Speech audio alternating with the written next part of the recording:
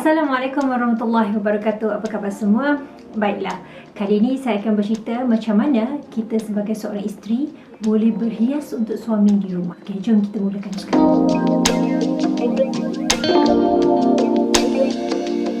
Ada beberapa perkara yang perlu kita consider sebelum kita decide nak berhias ni. Antaranya adalah personality suami dan juga personality kita. Kerana jika personality suami dan juga kita berbeza, akan berlakulah konflik personality dekat situ. Kenapa pentingnya untuk kita tahu personality suami ataupun personality kita adalah kerana sekiranya personality suami berbeza dengan personality kita dan kita tak sedar pun atau kita tak tahu pun, maka terdapat konflik dekat situ. Katakan suami mahukan sesuatu yang cantik, tapi isteri pula sukakan sesuatu yang praktikal, dan sekiranya sesuatu yang cantik itu tidak praktikal, dia tak suka.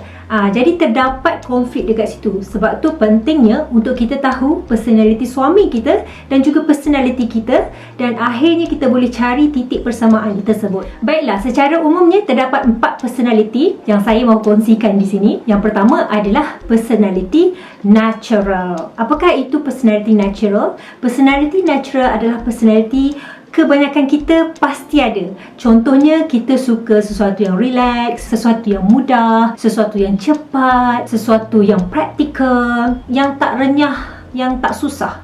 Itu adalah personality natural. Kalau kita perasan, antara sikap-sikap ataupun tanda-tanda sekiranya suami kita mempunyai personality natural adalah dia sukakan sesuatu yang cepat, yang mudah, yang ringkas, yang praktikal. Kalau tak rasa praktikal, tak perlu buat.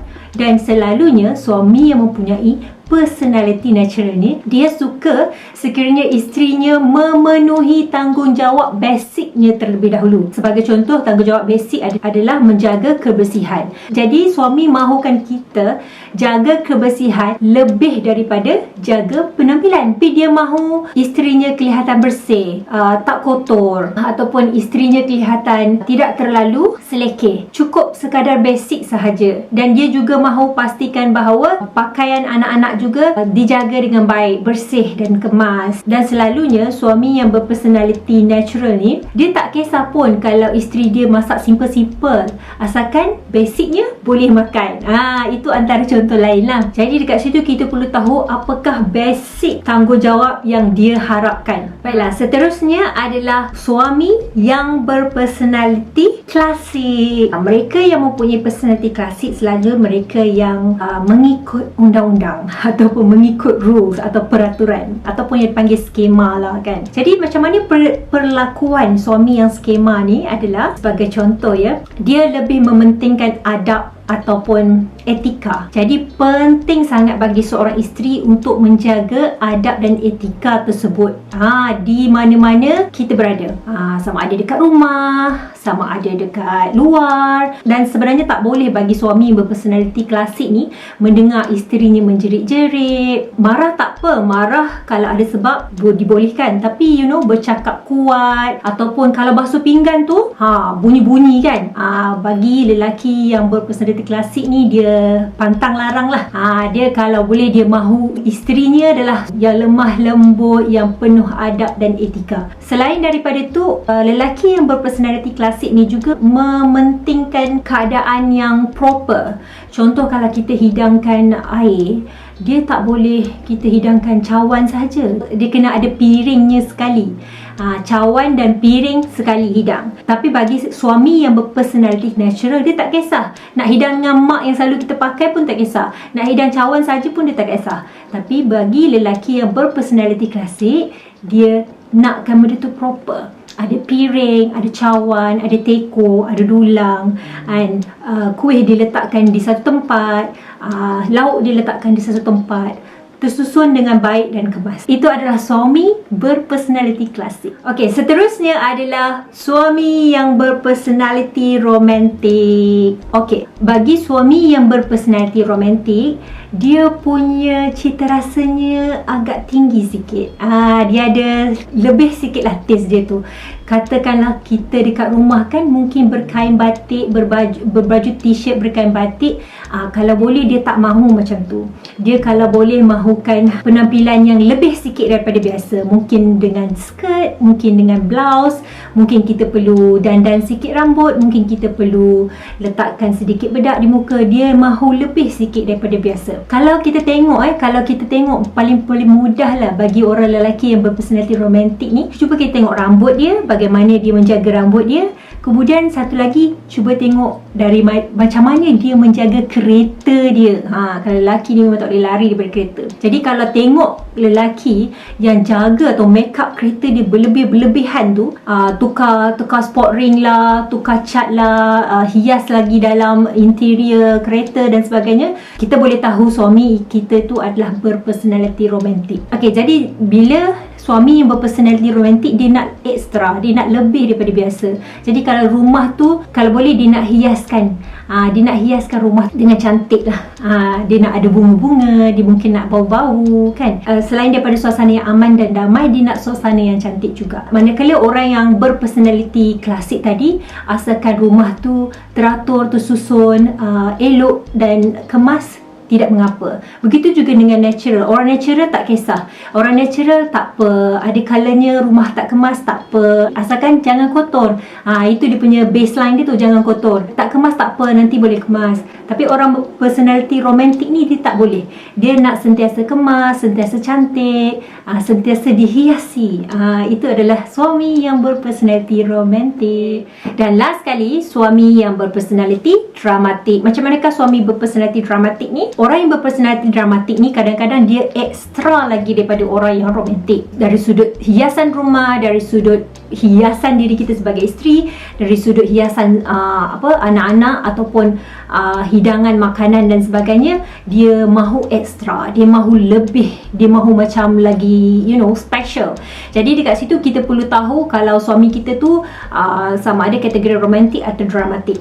Kadang-kadang nak membezakan antara romantik dan dramatik ni agak sukar, sebab kita kadang-kadang kita nampak, especially kalau isteri tu berpersonaliti natural tapi suami tu berpersonaliti romantik. Jadi mungkin bagi mata isteri yang berpersonaliti natural ni, dia nampak suami dia berpersonaliti dramatik. Personality dramatik ni lebih lagi lah. Dia macam kadang-kadang go against rule pun ada. Mungkin ada suami-suami cik puan semua berpersonaliti dramatik, tapi tak mengapa. Itu adalah orang kata kelebihan-kelebihan orang yang dramatik ni. Kalau katakan kena bawa buah tangan, orang lain bawa kek, orang lain bawa buah, orang lain bawa kuih, mungkin dia nak tak nak lah common sangat lah bawa tu semua. Apa kata kita book je satu hotel, semua orang datang. Dia nak sesuatu yang lain, yang orang lain tak suggest tapi dia akan suggest. Itu adalah personality dramatik. Okey, kenapa saya cerita pasal 4 personality ni?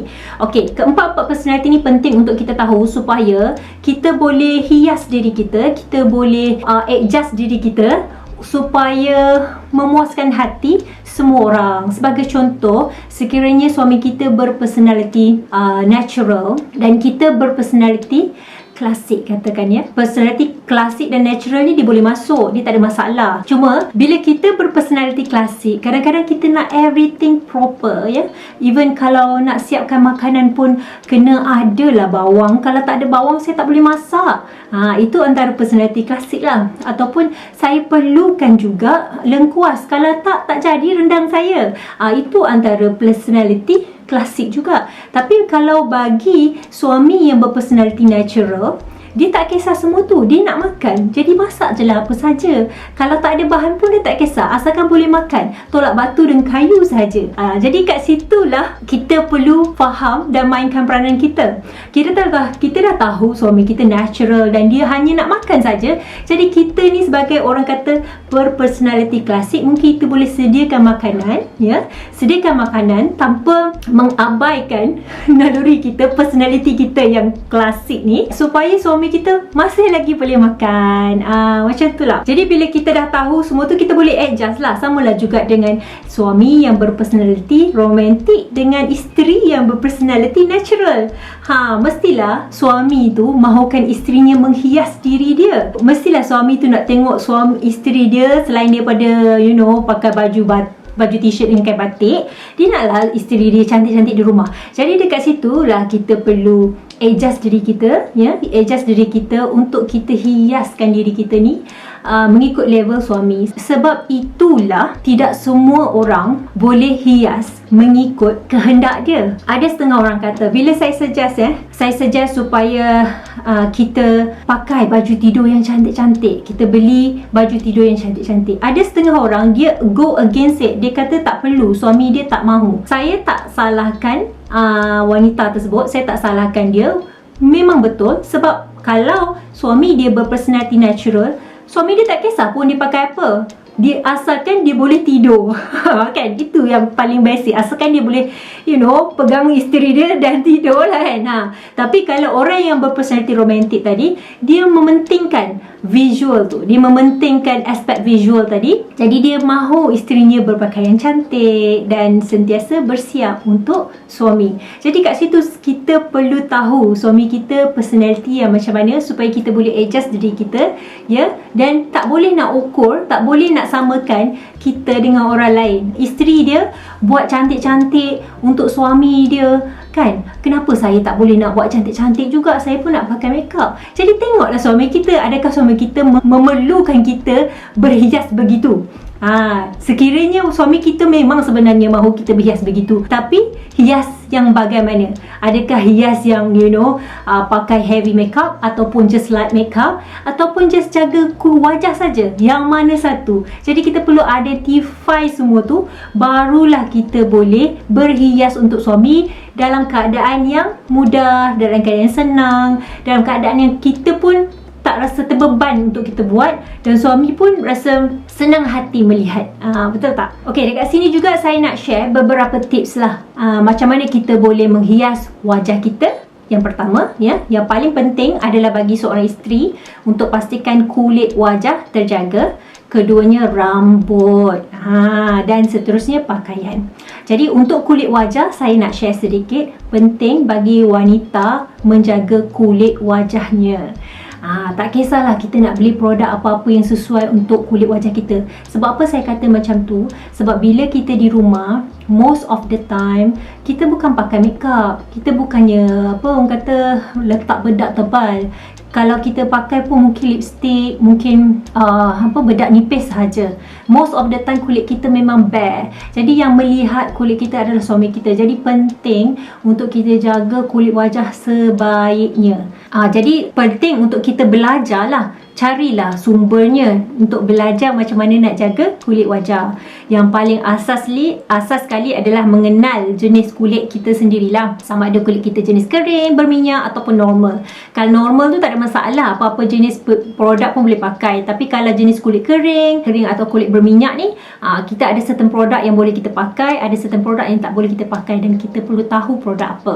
Seterusnya kita perlu cuci muka selalunya kita akan cuci muka pagi dan akhir sekali petang. Kemudian kita perlu gunakan toner. Untuk orang yang kulit kering ada toner dia, untuk kulit yang berminyak pun ada toner. Seterusnya moisturizer, dan kita pakai juga serum. Okey, serum ni boleh pilih kalau kita nak anti-aging, sebab serum ni adalah produk yang lebih kepada nak merawat sesuatu masalah lah. Contoh kalau kita perlukan serum untuk anti-aging, kita boleh cari serum anti-aging. Kalau kita perlukan serum untuk memberi kelembapan, kita boleh cari serum yang memberi kelembapan. Jadi benda tu semua kita boleh cari dan kita boleh pakai. Okey, seterusnya adalah tentang penjagaan rambut. Okey, penting untuk kita dekat rumah jaga rambut kita dengan baik, sebab most of the time memang suami kita lah yang melihat rambut kita. It's good kalau kita boleh pergi spa rambut every month untuk cuci rambut, untuk buat rawatan-rawatan rambut. Tapi sekiranya kita tidak mampu nak pergi every month, sekurang-kurangnya kita cucilah dan basuhlah rambut tu every 2 days. Selang 2 hari kita basuh, jangan lebih daripada 2 hari lah. Sebab rambut kita, especially bila kita bertudung dan ada berpeluh kat dalam rambut, benda tu menyebabkan kulit rambut kita tak sihat, kadang-kadang berkelimumur, kadang-kadang menyebabkan rambut gugur.